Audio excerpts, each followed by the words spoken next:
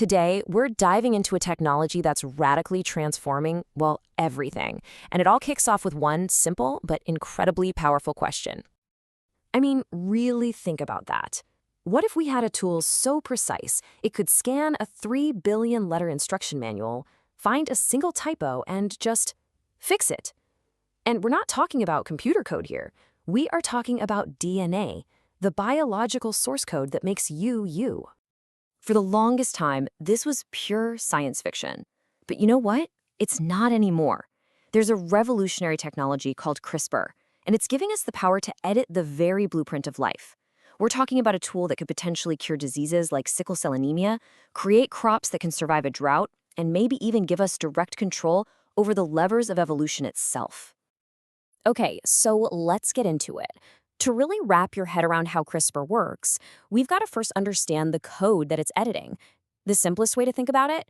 DNA is life's instruction manual. Every single living thing on this planet, from a tiny bacterium to a blue whale, is built using instructions written in this simple 4-letter alphabet. That's it. The specific sequence of A, T, C, and G, adenine, thymine, cytosine, and guanine, dictates literally everything, from the color of your eyes to how your body fights off a cold.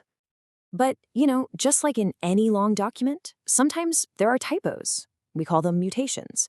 And a single incorrect letter, just 1 out of 3 billion, can lead to devastating conditions like cystic fibrosis or Huntington's disease. So for years, scientists were dreaming of a biological find and replace function, a way to go in and fix just that one specific error.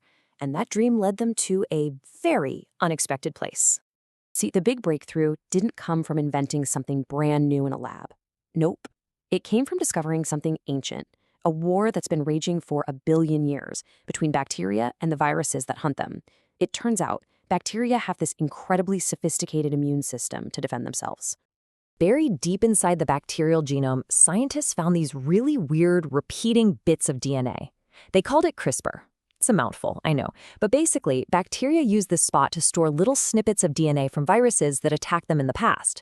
It's like a molecular vaccination card or a genetic most wanted gallery of all their enemies. Now, having a memory of the bad guys is great, but you also need a weapon, right? Well, that weapon is a protein called Cas9. You can just think of it as a pair of tiny molecular scissors. When a virus invades again, the bacterium quickly makes an RNA copy from its CRISPR memory bank. This little guide latches onto the Cas9 protein and leads it straight to the invading virus's DNA. And once it finds that perfect match, Cas9 does its job. It just cuts the viral DNA, completely neutralizing the threat. And this is where the real genius of the discovery comes in. Scientists like Jennifer Doudna and Emmanuel Charpentier had this incredible aha moment. They realized they could hack this ancient system. They thought, wait a minute, what if we could replace the bacteria's guide RNA with one we design ourselves? Could we tell these scissors to cut any DNA sequence in any organism? The process they figured out is just beautifully simple. First, you design a guide RNA that's a perfect match for the piece of DNA you want to edit. Then, you load that guide into the Cas9 scissors. You put this little package into a living cell, and it starts searching. It scans through billions of DNA letters to find its one perfect target. And when it finds it, snap. Cas9 makes a clean, precise cut. The cell immediately senses that its DNA is broken and rushes to repair it. And right there, in that moment of repair, we can either let it heal in a way that disables the old gene, or, and this is the really powerful part, we can give the cell a new, corrected piece of DNA to use as a template, effectively rewriting the code. It completely transforms the system from a sledgehammer into a molecular scalpel. And this programmability, this precision, and how cheap and easy it is to use, that's what made CRISPR such a revolution. It basically democratized gene editing, taking it out of a few super specialized labs and putting it into the hands of researchers all over the world. So, the key takeaway here is that this molecular scalpel isn't just a cool research tool. No way. It's poised to rewrite our world in ways we're only just starting to wrap our minds around. The potential applications are absolutely breathtaking. In medicine, clinical trials are already happening to fix the single-letter typo that causes sickle cell anemia. Scientists are engineering a patient's own immune cells to better hunt down and kill cancer.